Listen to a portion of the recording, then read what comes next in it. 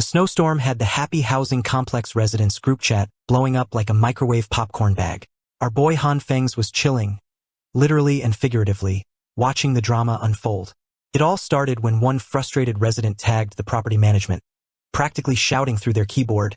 The management team, probably hiding under their blankets, finally responded with an apology, explaining that this snowstorm was out of their league. Apparently, managing a blizzard wasn't part of their job description. Go figure. Cue the sarcasm from another resident, who questioned why they were paying these guys at all, followed by someone else demanding a refund. At this point, the group chat was like a snowstorm of its own. Wild, unpredictable, and piling up complaints faster than the snow outside. But then, just when it seemed like the chat was about to reach peak meltdown, a new voice entered the fray. Hey everyone, I'm Jiang Shueo from Unit June 1st, 1204. Why don't we all pitch in and clear the snow ourselves? We could have been done by now instead of arguing. The guy was talking sense, which was almost suspicious in a group chat like this. Jiang reminded them that the property management team was only human, just like the rest of them, and that there wasn't much they could do against Mother Nature's frosty wrath. Someone, not quite buying it, asked if Jiang was part of the management team. But Jiang was quick to clarify that he was just being realistic. Pushing the management into a corner wasn't going to help. Another resident, practically dripping with sarcasm, asked, "So what do we do now?" Jiang, still cool as a cucumber in a snowstorm, explained that driving to the supermarket wasn't happening. Even if they cleared the neighborhood roads, the ones outside were a different story. He suggested walking to the store and even offered to help clear the footpaths if others were willing to join in. Han Feng's, our hero, sat back and watched the drama unfold. He remembered Jiang Shueo from his previous life, a lively guy, that one. Another resident wondered aloud if this situation was really that complicated. They suggested that those who wanted to go out should clear the roads while everyone else stayed quiet. Someone else agreed, saying they'd help because they had a business deal worth millions riding on it. Han Feng's chuckled. This person's tone reminded him of someone he knew, but he couldn't quite place it. More residents started volunteering, including a woman who admitted she wasn't strong but was willing to help. Even Lee Hyona, despite battling the flu, said she'd join in, inspired by Jiang's example. Our boy Han Feng's was a little surprised she was jumping in, considering she usually played the helpless damsel role pretty well. But then, one of the guys told her to stay home and rest, assuring her that the men would handle the snow clearing. Lee Hyona thanked them, saying she'd rely on them. Han Feng's shook his head, classic Hyona, playing her part perfectly. He closed the group chat, deciding he'd had enough of the drama for one day. His phone buzzed with notifications, and surprise, more messages from Lee Hyona. She was asking what he'd been up to and reminding him that she was still waiting for him to get in touch. Another message told him to buy groceries when he visited the supermarket, and to get extra because she was still waiting. Scrolling through the messages, Han Feng's couldn't help but laugh when he saw a photo she'd sent. Despite the freezing weather, she was dressed to impress, or maybe just to mess with him. Our guy smirked, thinking about how much effort she was putting into getting him to run errands. He started crafting a clever reply, enjoying the little game she was playing. Meanwhile, somewhere across town, Lee Hyona kicked her phone away in frustration, muttering, "Jerk," under her breath and vowing to make him pay for his nonchalant attitude. As for Han Feng's, the third day of snow was more of the same. The temperature had dropped to a bone-chilling -20 degrees, but central heating and the internet were still holding strong, making life somewhat bearable. Our boy was lounging on his couch, scrolling through videos to pass the time. Boredom was setting in fast, and the loneliness wasn't far behind. He glanced at his leg, still healing at a snail's pace. A broken bone needs months to recover, so he was stuck with his video marathons and the endless group chat drama for a while. As he scrolled, a news headline caught his eye. Is there really someone who possesses the power of self-recovery? The report talked about a guy who, after jumping from the 15th floor, showed signs of remarkable healing. The broadcast questioned whether this was real or fake and promised more details next week. Our hero felt a flicker of hope. Maybe he should have considered this before. He tried channeling green light into his hand and touching his leg, hoping for some miracle healing. But nothing. He tried again, same result. With a sigh, he lay back, realizing he might have overestimated his mysterious green light powers. Oh well, worth a shot. Yawning, he drifted back to sleep, only to find himself in a dream where he was riding a sheep. Yes, a sheep. And what does our boy announce with a grin? It's time for a walk. as if this was the most normal thing in the world. As our boy Han Fangs rides his trusty sheep, a whole herd follows close behind like they're part of some bizarre parade. But then, out of nowhere, the sheep pulls a fast one, jolting him off and sending him crashing to the ground. As he lies there, wincing and cursing his sheep-riding skills, one of the sheep decides to play doctor and starts licking his twisted ankle. Gross. Han Fangs shudders, more from the slimy tongue than the pain, and pushes the sheep away. But this woolly wannabe medic isn't taking no for an answer. It wraps its tongue around his leg and gives him a shove that would make any schoolyard bully proud. Han Fangs wakes up, heart pounding, half expecting to find a sheep still gnawing on his leg. But no, just the strange, messy remnants of a dream he'd rather forget. As he catches his breath, he glances down at his foot. And what do you know? It's glowing with a weird, eerie green light. Curious and maybe a little freaked out, he removes the bandage and just like magic, the pain is gone. Poof! He's not exactly sure what's going on. But if this green light is handing out free healing, he's here for it. Deciding to play scientist, our guy grabs a knife. His hand trembles as he makes a tiny cut on his finger. Don't try this at home, folks. Blood trickles out, but almost immediately, that same green glow kicks in. Han Feng stares, amazed as the cut starts to heal right before his eyes. Who needs doctors when you've got whatever this is? Meanwhile, outside, the residents are doing their best impressions of human snowplows. Shovels scrape against the ground in a rhythm that could almost be musical if it weren't so backbreaking. 1, 2, 3. They chant. Jiang Shueo, our resident voice of reason, wipes his hands and thanks everyone for their hard work. He even apologizes to Uncle Lu for the inconvenience the snowstorm has caused, though Uncle Lu just laughs it off. He insists the credit belongs to the Jin brothers. Jin Qinwen and Jin Qinwu, basking in the praise like they've just won gold medals in snow shoveling, are quickly distracted when they spot a woman slipping on the icy ground. Like true knights in puffy jackets, they rush over to help, warning her to watch her step. The lady, Jin Jian, reassures them that she's fine and thanks them for their concern.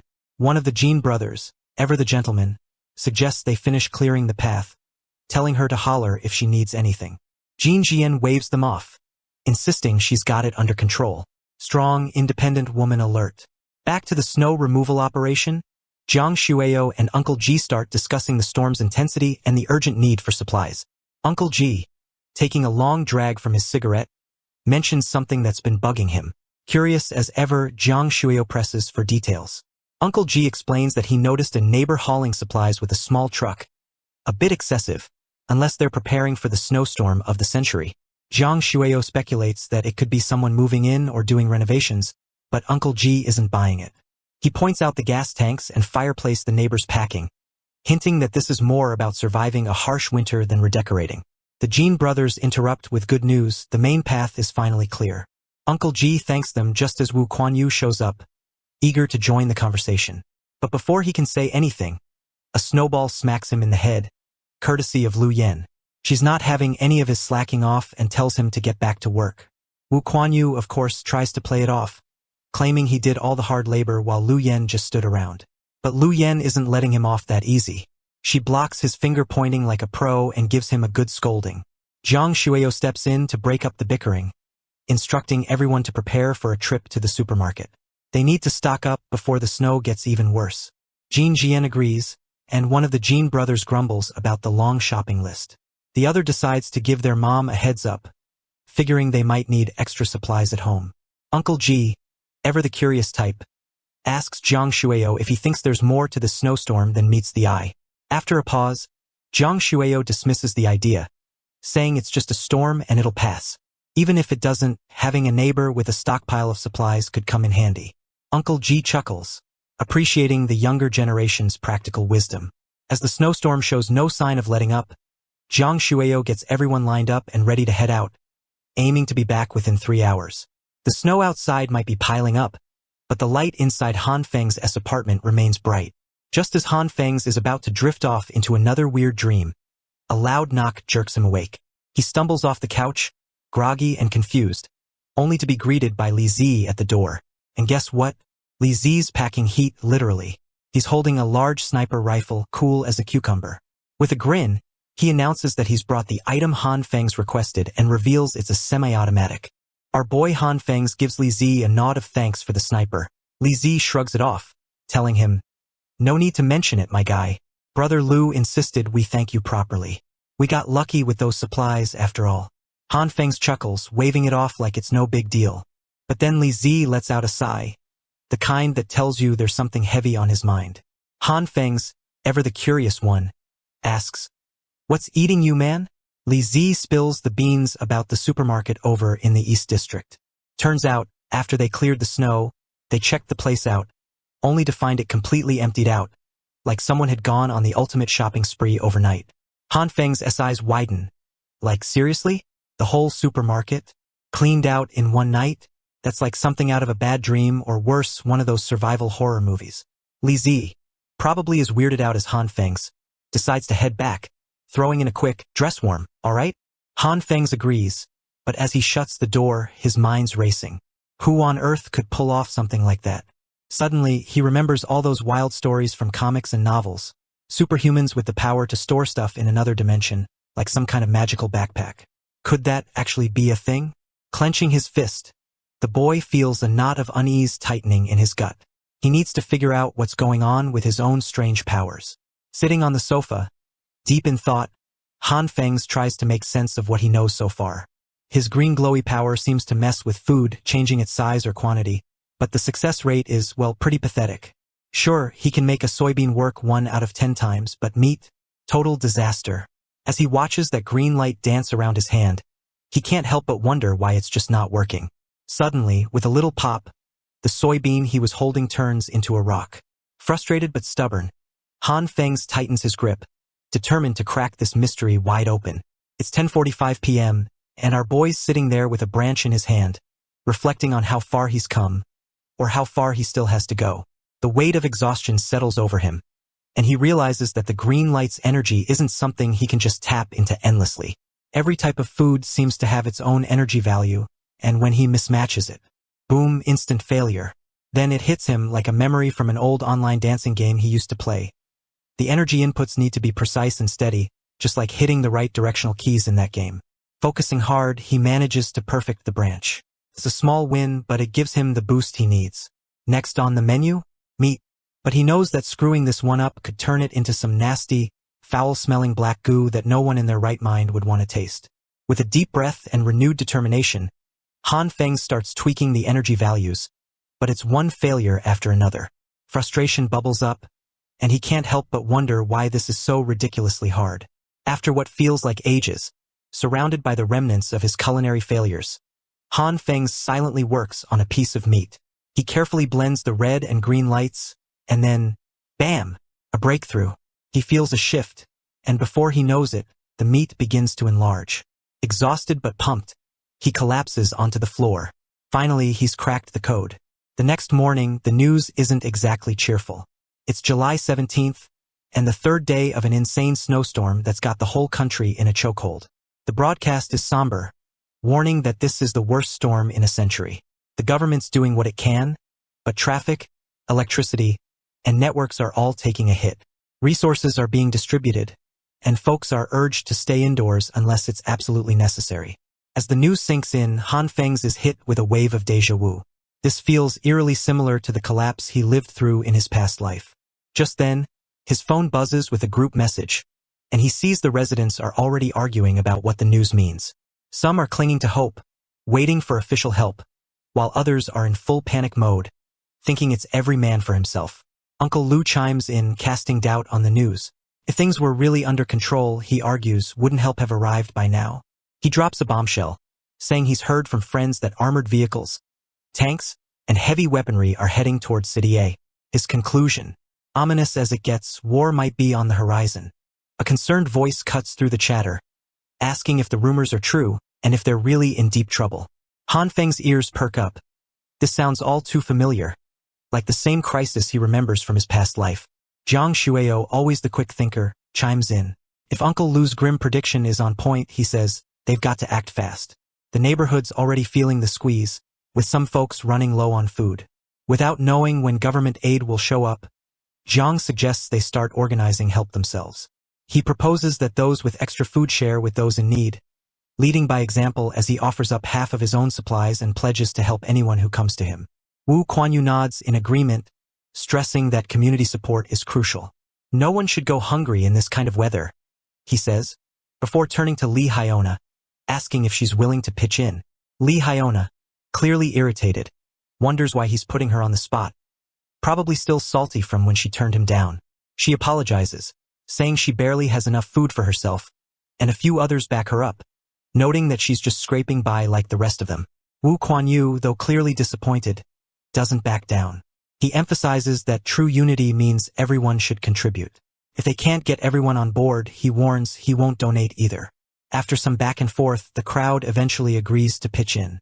Several people step forward, offering clothes and medicine, showing that they're ready to help.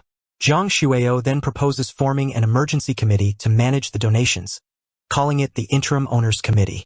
Han Feng's, recalling similar setups from his past life, narrows his eyes. This could easily turn into a way for some to exploit the resources of others. By July 19th, the 5th day of the apocalypse, the temperature has plummeted to a bone-chilling -40 degrees. The central heating system, overwhelmed by the extreme cold, is as good as useless. While everyone else scrambles to stay warm, our boy Han Feng's is chilling, literally and figuratively. He's lounging with snacks spread out in front of him, casually watching zombies on TV. Just then, his phone rings. The caller confirms his identity and informs him that they'll start clearing the roads in 20 minutes. After that, Han Feng's is supposed to head down to the basement car park to sign in. But Han Feng's, skeptical of the whole thing, doubts they can even clear the roads with all this heavy snow.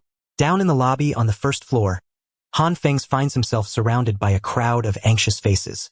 As he surveys the scene, he makes a mental note to steer clear of unnecessary conflicts with the neighbors and to keep his abilities under wraps. The snowstorm outside has already buried their entrance, and the door is practically useless now. Someone in the crowd points out the path they'd cleared just the day before, now buried under a fresh mountain of snow. Another person exclaims they've never seen snow pile up this high in their entire life. A suggestion floats through the air. Maybe they should try pushing the door open. Just then, someone spots Han Feng's and calls out to him, referring to him as the black-haired brother, asking for his help. Though reluctant, Han Feng's agrees. On the count of 3, they all push against the door. It creaks open just enough to let in a blast of frigid wind, causing everyone to flinch.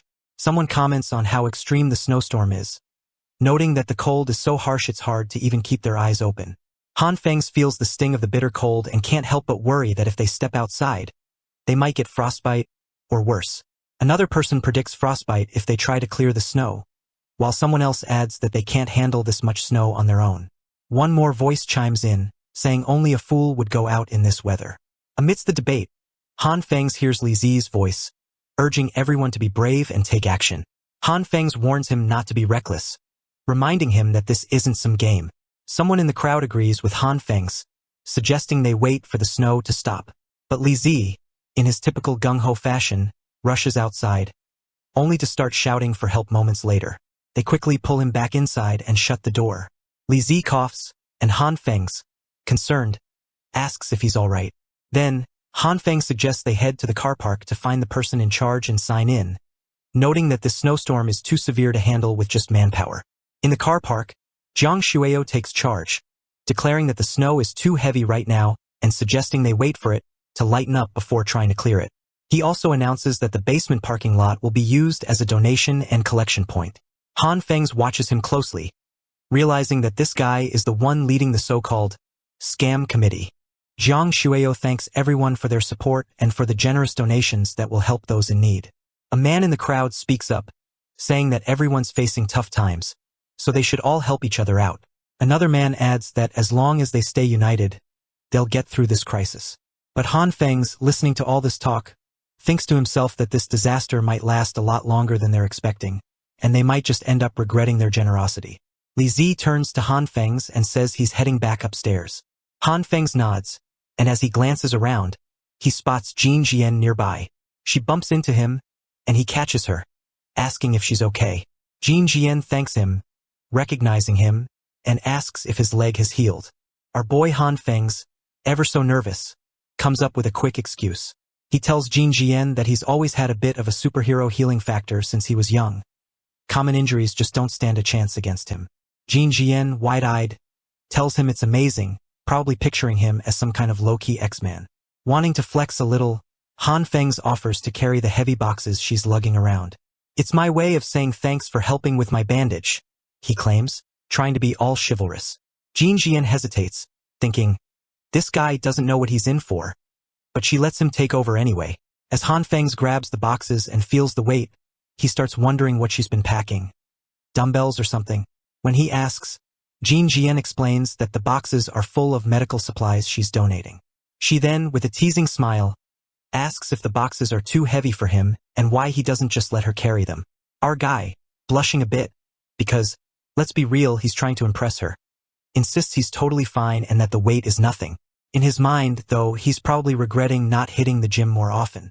As they walk, Jin Jian tells him not to overdo it and casually mentions that she's stronger than most guys. Now Han Feng's, curious as a cat, asks if she's always been that way. Jin Jian hints that there's a bit more to the story, but she doesn't spill the tea just yet. Amidst all the heavy lifting, Jin Jian realizes she doesn't even know our hero's name. When she asks, Han Feng's introduces himself and they have that classic, nice to meet you moment, like they're in some kind of rom-com. Jin Jian then inquires about his job. RMC, trying to keep it cool, just says he's unemployed. Jin Jian's surprise is written all over her face, but before she can grill him about it, someone bumps into her, causing her to stumble right into Han Feng's. Now, this could be straight out of a cliché. He ends up blushing because, well, soft collision and all. Jin Jian quickly apologizes, and Han Feng's, trying to keep his cool, brushes it off like it's no big deal. Enter Lee Hyona, who pops up right on cue, greeting Han Feng's with a playful, "Why haven't you let me know you were out?" She hooks her arm around his, giving Jin Jian the side eye and asking if she's a friend of his. Jin Jian, sensing the vibe, decides to make a graceful exit. She thanks Han Feng's for the help, grabs her boxes, and heads out, leaving Han Feng's to deal with Hyona. Han Feng's, still in what just happened mode, asks Hyona why she's there. She explains that she came to pick up supplies and got worried when he didn't call her. Han Feng's, thinking on his feet, says he was just about to send her a message. Hyona, not buying it for a second, accuses him of lying and points out how he was just chit-chatting away with Jin Jian. Switching gears, she asks if he has any extra food at home since she's running low. Our boy, with a smirk that could rival any trickster, agrees to share some but reminds her that she didn't respond to his earlier message. Then, pulling her a little closer, he hits her with, "How about coming over to my place and keeping me company for a few days?" Classic move, right?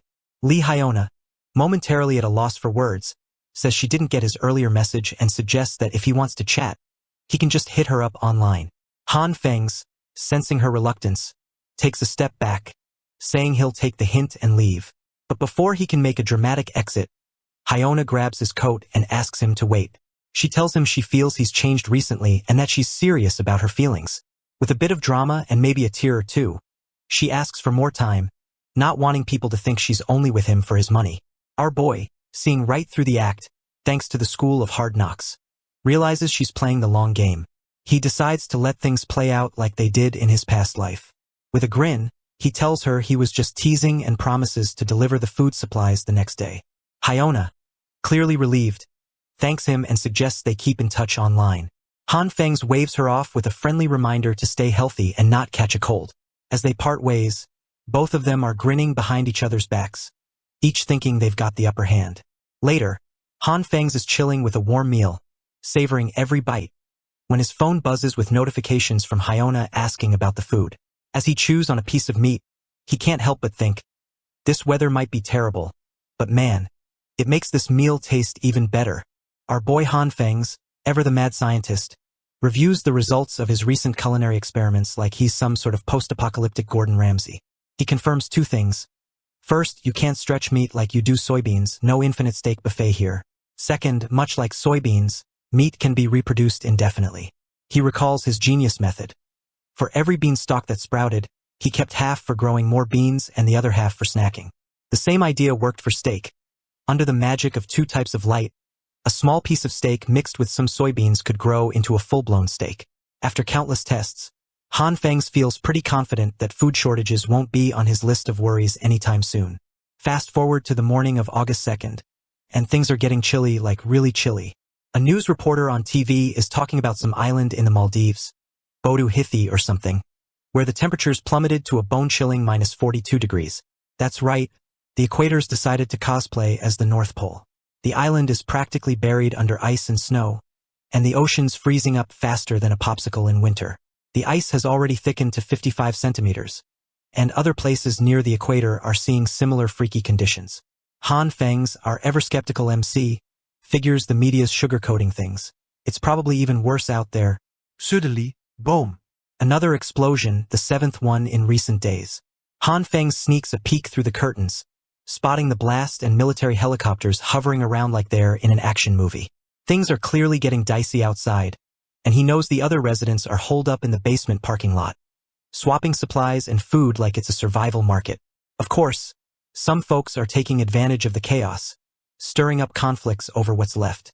Then, a new message pops up in the group chat, telling folks who are struggling to head down to the basement for free resources. Han Feng's, not exactly thrilled, bundles up and heads into the icy basement, sneezing along the way. He grumbles to himself that if it weren't for the intel, he wouldn't be down here. He remembers that before his rebirth, there was a rebellion in this neighborhood, and it looks like history might be repeating itself. When he gets to the basement, Han Feng's notices that the resources are actually being handed out. No scams this time.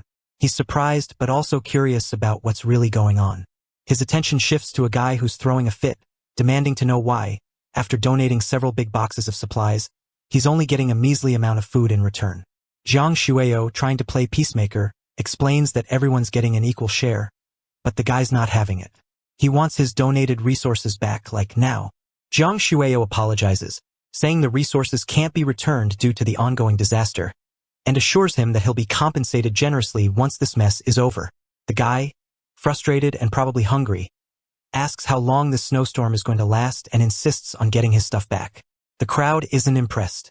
They start calling him out, saying he's shameless and should just take what he's given. They point out that even the committee members are struggling.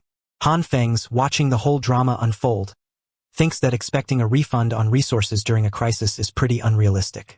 The whole situation reeks of desperation, and trying to claim the moral high ground now is especially shameless. Just then, Han Feng's hears someone nearby grumbling about the shamelessness of it all. He turns to see Li Zi, who greets him with a weak laugh and admits he's feeling pretty overwhelmed. Han Feng's notices that his friend looks hungry, and Li Zi confesses that living on water alone isn't cutting it. He reveals that he donated most of his supplies to help others, leaving himself with almost nothing as the snowstorm drags on. He regrets not holding on to more and complains about the tiny portions they're getting from the committee.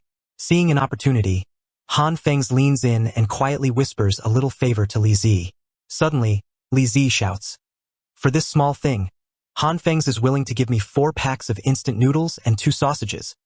He's practically tearing up in gratitude, vowing never to forget Han Feng's kindness. Han Feng's, playing it cool, tells him to come by his place later to pick up the food. Li Zi, practically glowing with appreciation, agrees and heads off to gather his own meager supplies. As Han Feng's reflects on the situation, he feels pretty satisfied. A small exchange of food has solved his problem, and now he won't have to personally hunt for information in the future. Sure, he feels a little guilty about his friend, but the thought of relaxing at home with a full belly and some games to play outweighs his concerns. Just as he's about to relish in his little victory, his moment of peace is shattered when Li Hyona storms over, calling his name, and slaps him across the face, expressing her deep disappointment. Looks like our boy's problems aren't over just yet. To be continued. If you want to watch the next part, then like and subscribe and let me know in the comment of what recap you want to watch next.